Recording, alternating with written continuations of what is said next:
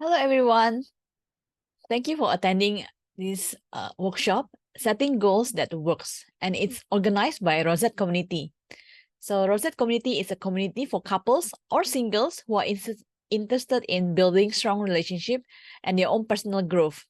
And this workshop was born out of years of practice in setting goals that brings me to where I am today. Every year, I hone the practice until it becomes a strong system that works for myself. So I believe that this setting goals, this system of setting goals will help you also set goals for yourself. So for those who do not know me, I'm Helen. I'm the founder and creative director of Rosette Designs Co. We are a wedding planning and decoration company in Singapore. So this year, we celebrated our 10th anniversary, and we have grown from one-woman band to teams of wedding planners, designers, florists, logistic, admins, and not forgetting our interns. We have a lot of people that helping us, whether in full-time or part-time. So over the years, we have been featured to many publications. Before that, this year we celebrated 10th anniversary. So yeah, this was our 10th anniversary celebration back in October. And over the years, we have been featured in various publications and online or offline. During COVID, I was interviewed in the national TV as well as CNN podcasts about wedding-related matter. Beside that, I also serve as a Women of Courage Asia volunteers, team leaders. It's a self-funded woman empowerment community. And I also have a podcast featuring people behind businesses and community builders. I started in 2021 and currently is in hiatus because we are building a podcast for Rosette community. So stay tuned for that. But my most important role is a wife and mother of two. Currently, my kids are 11 and 9. And next year, my daughter is going through PSLE. So that will be also in my goals. I used to be a chronic disorganized person. And I have many activities and all over the place. This has been going on for years until I discover a system that actually helps me to be more organized. And this year, actually, my daughter is diagnosed with mild ADHD, and I realized that I might have ADHD myself. So that's why I used to be quite disorganized. But through system, it makes my life more systematic as well as more organized. Then in that case, I'm able to achieve my goals as well. So this is why I was determined to find the best system that works for me. And over the years, I read many books, testing many systems. And one big thing that I realized, it does not start with a system actually. And it doesn't start with a practical tools, but it starts with identity, which is why I want to share with you that the system that we are using currently is identity-based goals, identity-based goal. So this is what we're going to cover today. We're going to cover why goal setting is not working, and then what is identity-based goal, and how we're going to set the goal in a more structural way. So let's move on to why it's not working. According to the University of Scranton, a whopping 92% of people who set New Year's goal never actually achieve them. That is very interesting. And here we are trying to set goals that works. And what's the reason? There's many reasons why goal setting are not working, but we are going to look to the main 3 factors. The first one, most people, when they set goals, they set an uncontrollable goals. In the book of 4 Disciplines of Execution, the author mentioned about lag measure versus lead measure. Setting uncontrollable goals is like setting a lag measure. Goals that you cannot control. For example, most of us, when we set the goals, we want to set big goals like revenue. You want to achieve certain revenue. You want to lose certain weight, or you want to maybe be more mindful, or exercise more, quit smoking, whatever. That is lag measure, goals that you cannot control. That's why people, most of the people, they cannot control this factor. But what we are gonna learn later on is how to set a lead measure goals. For example, how many sales we want to send, how many sales proposal, how many calls, or how many runs we want to do in a week. That is example of lead measure.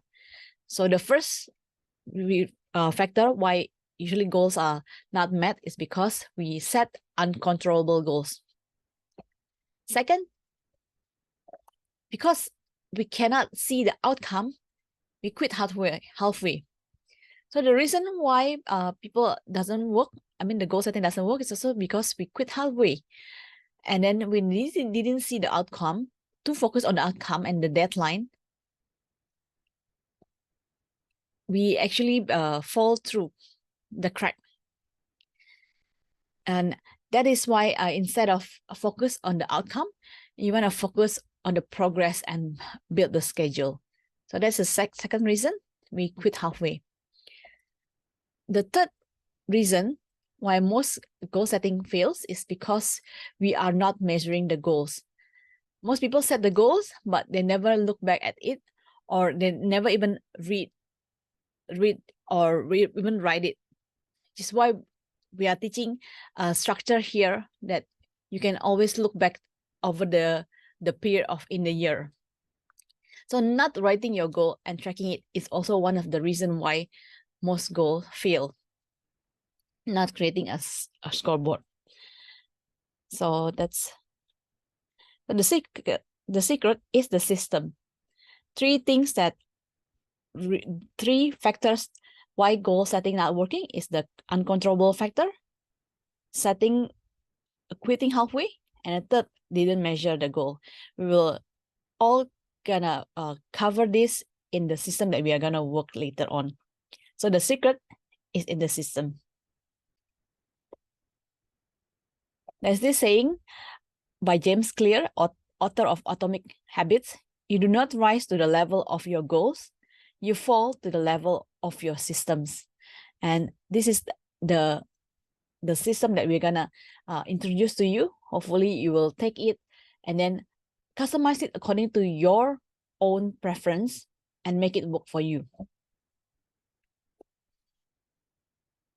Let's go to the goal setting structures. This is where the meat of this workshop. As I mentioned just now, we are using an identity-based goal. Rather than straight away setting your goal, you first have to address our identity. Okay, before we start, I want to give a tips. You can write down all this structure in a tin or in a notebook, but make sure you know where is this notebook gonna be. The point is, have a specific notebook to capture all the goals in the year. So maybe don't combine it with other notebook, because once this notebook is finished, then you tend to put it somewhere. So for me, this one works well. Is I get this notebook from Muji. The investment is only $1.30, but the ROI is immensely. So you can get a thin one, and if you want to follow what I do, which is having this Muji notebook, you can create your collection. You can start your collection. Over the year, I've used this for almost 8 years, and it's very handy when I want to look back to old goals and see how I have grown so far. So that is one tips that I can share with you. So let's go to the identity-based goal. So, okay, the picture is not very clear, but it's like an onion. It starts from the inside out. So first, he has to start with our identity. Then we move on to the process, and then we look at the outcome. So identity-based goal starts from identity, then we look at the process, then we go to the outcome. And the first part is identity. As I mentioned just now, I always thought myself as a disorganized person. Until I change how I see myself, I actually cannot change my behavior, because always subconsciously I will, in a way, hijack my own behavior, because I think, oh, I'm not disorganized. I'm a disorganized person. Until I change my mindset, and then I start to do things that it is good and organized, then I also change my perception of myself. This is called the competence loop. The competence loop is the skill that you acquire, then you adopt an identity. An identity-based goal starts with defining your key value and also the vision for yourself. Most people operate their lives like this. They have some vague goals, and then they break down to the to-do list, and then the daily tasks, like the triangle pyramid. But what we want to do is want to go big on our vision and values, and then we will go to our roles and then set our goals there. Then we have daily targeted tasks. So it always starts with our visions and our values. This is identity-based goal. So this is a practice that you can do every year. Know your value. I have listed this. You can either screen capture, or if you email us, we will give the soft copy for you. So these are the key values that is available. Of course, this is not an exhaustive list. You can improve and you can get more, but out of this, you can choose 10 within 3 minutes. You choose 10 that you want to focus this year. So after you choose 10, you can rate them from 1 to 10, meaning in the terms of priority, you rate them. For example, after you choose 10, then rate them. So select top 10 value from the list within 3 minutes. Prioritize each value from 1 to 10. Then after that, commit to memory the first 3 values. And then the rest of the values, often or not every year, will change. And you can involve it in your decision making. For example, for me, my top 3 value is always spirituality, family happiness, and personal development. I've been doing this exercise for years, and it's always the same top 3. But what comes from the 4 to 10 usually keep changing. For example, this year I want to work on the cooperation within the team, and then we will have expansion, advancement, and also want to grow health and wealth, being generous, and there is a new addition, which is adventure.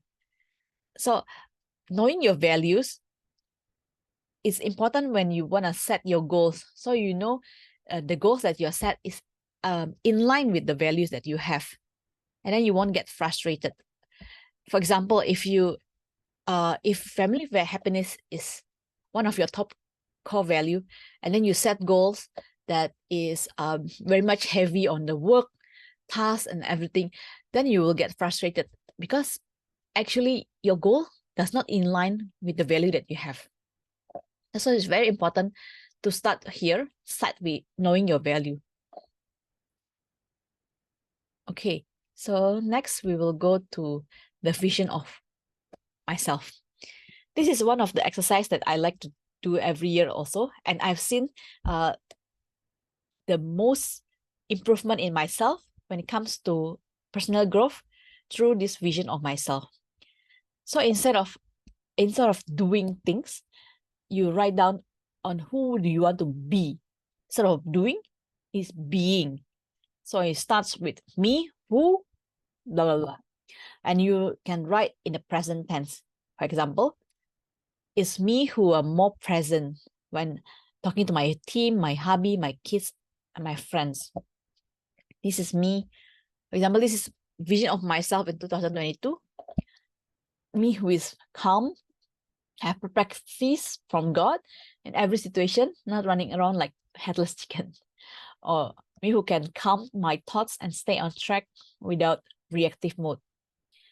So when I look back at this, and I look back to my vision of myself often, I scan this and then print out, laminate it, and put it on my daily calendar, my journal. So I was always reminded, and who do I want to be this year? Over the years, I have seen myself grown, and because this is my identity, I'm a loving person, I'm empowering mother, I'm also a productive person. So over the years, it become ingrained in me about the vision of myself.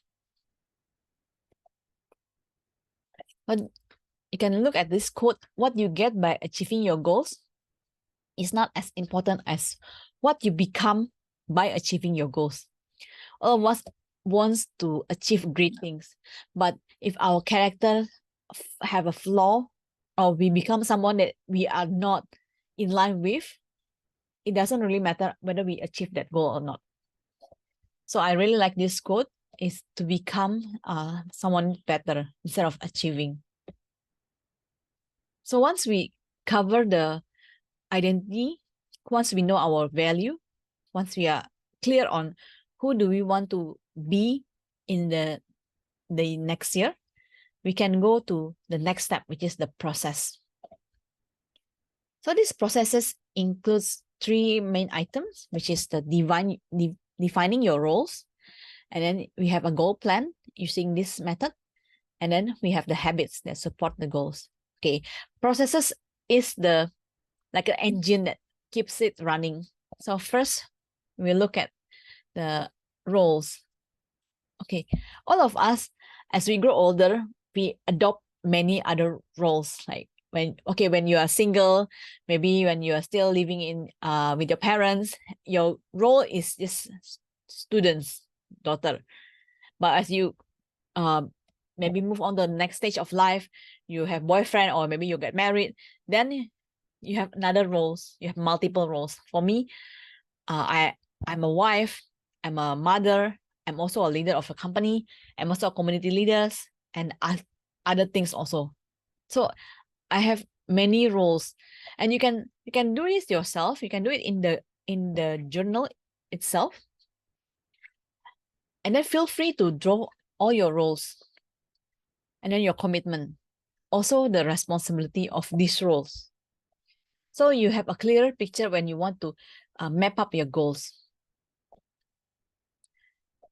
You can start with a personal. So you have a personal roles, and then you have a family roles, either my wife, mother, daughter, or sister, or siblings. Then you have roles in your business, either your business, you're a leader of the business, your employer, or your manager, or your employee, or your colleague, or freelancer. So that is the business aspect. Then you maybe have other commitment that you are involved in. Maybe you're a community leader, maybe you're involved in other maybe church or other community engagement. Then you also have roles of as a friend. We all need a friend in our life. So this one, don't forget to create a goal for these roles as well. So yeah, again, if we are doing it on site, you can do it yourself. But if let's say you're watching this, you can pause, and you can pause here and then do it also. Yeah. Okay. Next, we will go to the major projects. So this is another tips. Based on the roles, you can list down the major project that you want to do this year. This helps you to see the bigger picture and see what specific goals that you need to make. So our aim here is like a brainstorming piece by piece, starting with your key value, then goes to your vision about yourself, and then go to your role, and then maybe you can draft out a major project that you want to achieve this year. Then you go to the role. Then you go to your goals. I also like to draft out the major projects because over the it's better to see at one year, so it's not so overwhelming. Okay, you can achieve a lot within 1 year, so it's good to see it as a one whole year calendar. Then after we done all of that, this is the part that we actually set the goals. So I'm using this GOOP, Goal Outcome Obstacle Pathway. This is by Shanna Kennedy in a life plan book, from the life plan book. So what is GOP? First is the goal. You write down the goal, and then you think about the outcome. What is success looks like? Like that, I have the example, and then we can think about what is the obstacle that was stopping us from achieving it. And then the next one, the final one, we did the pathway. What are your plans to overcome the obstacle? For example, my goal is to be a better listener. I don't stop here. This is my leg measure goal, or lose weight. This is my big goal. I move on to the outcome. So what is the outcome that I want to get by being a better listener? So people around me feel heard, understand, and my communication with them will be more open, and I know more about them. But what is my obstacle from achieving this goal? My obstacle is sometimes I'm too busy or I'm too impatient. I have the urge to go straight to the point. Then what is my pathway? So my pathway is I will be more conscious whenever people talking. I will let them finish first before stating my point, and then not judging them right away. I will give them benefit of a doubt. So this is my pathway, and to be a better listener. For example, another one is lose weight. Yes, I want to weight 50 kg by, okay, this is my whole goal. So yeah, by maybe June 2024. But my obstacle is I tend to snack. I tend to be busy. So my pathway, it was intermittent fasting. Or now I start with vegetable first. Vegetable, then protein, then my carbs. That is my pathway. Yeah. So this is the goal plan. Is not just the goal itself, but you also need to visualize the outcome, what success looks like. Then what is the obstacle, and from that obstacle, what are the pathway to overcome the obstacle? So this is the goal plan. You can do role by roles. So as a parents, set the goals. As a business owner or as a freelancer, set a goal. As a personal level, set a goals. So this is my family goals. As you can see, these are my major project. My major project that I want to achieve. Then from this, actually, I break it down into small goals. So for example, I want to get my son settled in the school. So my outcome will be he has friends to hang out with, and then to have communication, and then feel happier. So the obstacle is maybe there's not much friends around, and my pathway is to arrange for play date, or even get to know other kids for him, introduce him. So yeah, that is the pathway, and then the goals, outcome, obstacle, and pathway. Yeah, do take time whenever you do a per roll. I will suggest to do it roll by roll, and then also do it in the time when you are not so stressed and not so rushed, preferably in the morning. And then another tips, if you want to look at your yearly calendar and then decide when do you want to accomplish it. It's easier to look at one calendar. For me, right? It's easier if I see a 1 full year calendar, feels more empowering, and I feel like I'm more prepared because it's still 1 year. Yeah. So I can plot in my big rocks first. This is where we there's also a term when you fill up a jar, right? How do you fill up the jar until full? First, you put on the big rock, then the small rock, then the sand, then the water. So this is your big rock first. Next, after we have our goal plan, we will go to the new habit that supports your goal. This is got to do with your pathway. Like, as we look at the pathway, so this pathway are the ways we want to achieve all our goals, and it got to do with our habit. These are the things that we need to do. We need to make it a habit so that we can achieve our goals. And this is the lead measure, the things that you can control. List down 1 to 3 habits that you need to build in the new year to support your goals. For example, if my leg measure is to lose weight, it's now I like lose weight. So my pathway is to run 30 minutes 3 times a week. So what is the habit that I need to cultivate? The habit is at 6 p.m. I will drop everything and then run. So that it will be my habit, and I put it in the calendar. That's the habit that I need to cultivate. So I just put it like here, like run 30 minutes, but I didn't put it in my calendar. Chances are I won't do it. So this is the habits that you need to cultivate. Okay. From some of the books that the tips that so the tips is to also read books about habits, so you understand how about habit formation. So I will suggest to read The Power of Habit by Charles Duhigg. Then with this, we will know that in every habit formation, there will be a cue, a routine, and reward. This is how you make a habit, you create a habit.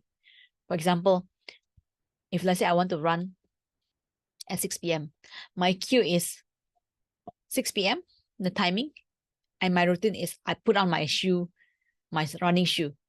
Then my reward is I will feel fulfilled, or I will have endorphin, dopamine race.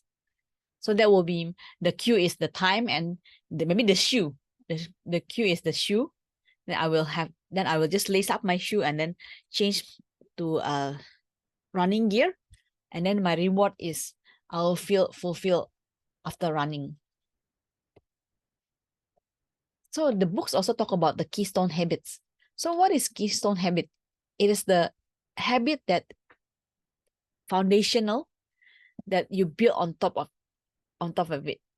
So my keystone habit is to have a review, or I will have a monthly goals from all the goals that I have achieved, that I have set for the year. I will break it down into a monthly.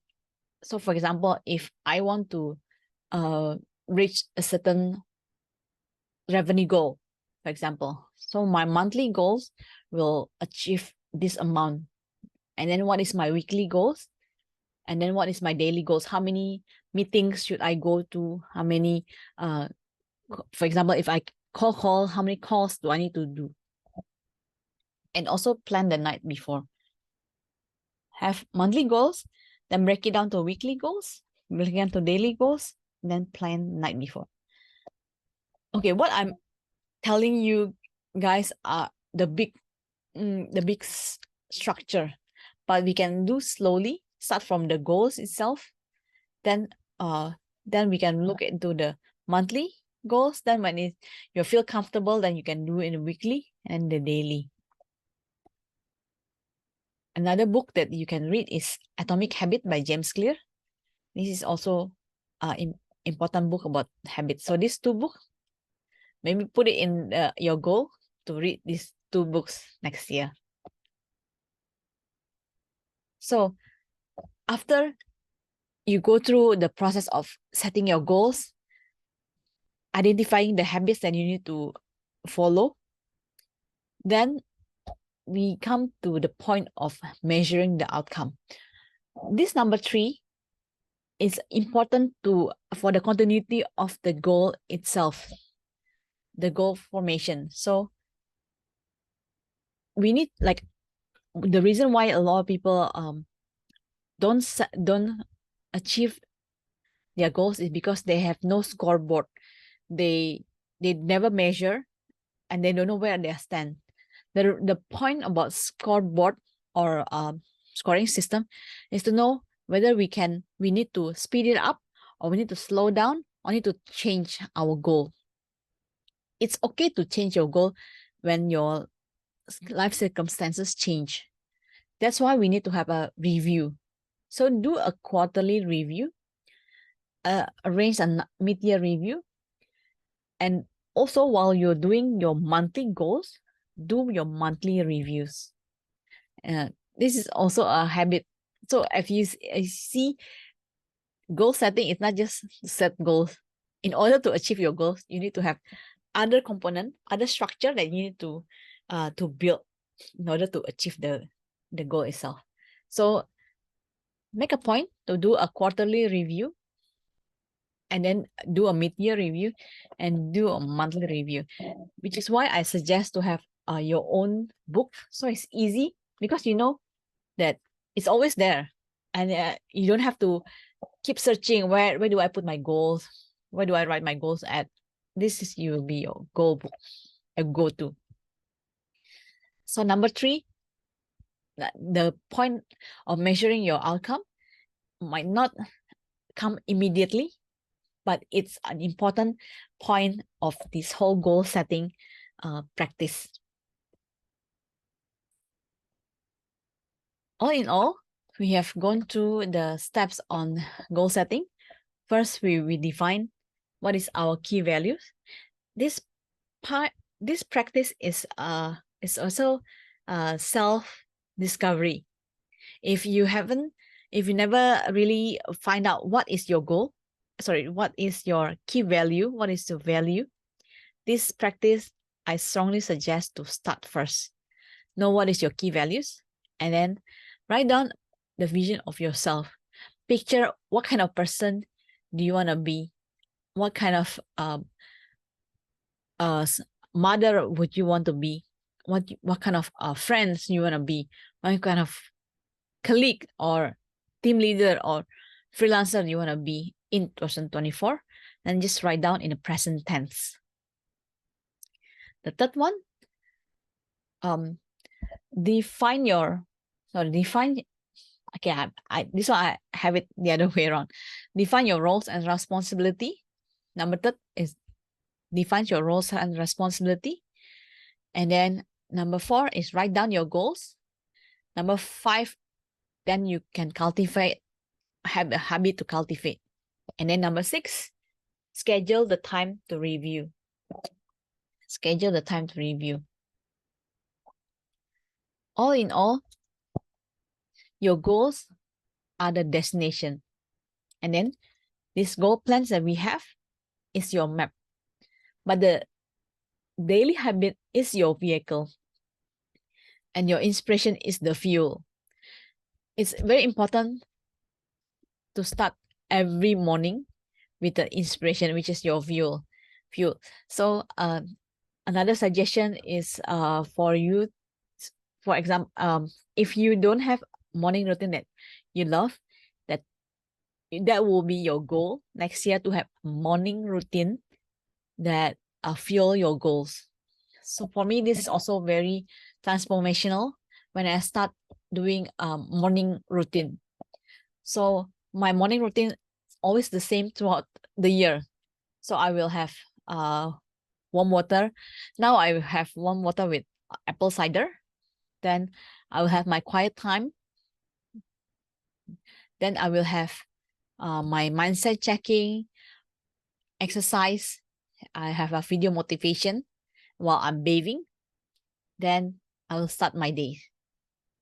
So have a morning practice or morning routine that you love is a big key on starting the day right, and then also reviewing your habit, you're reviewing your goals in a daily basis.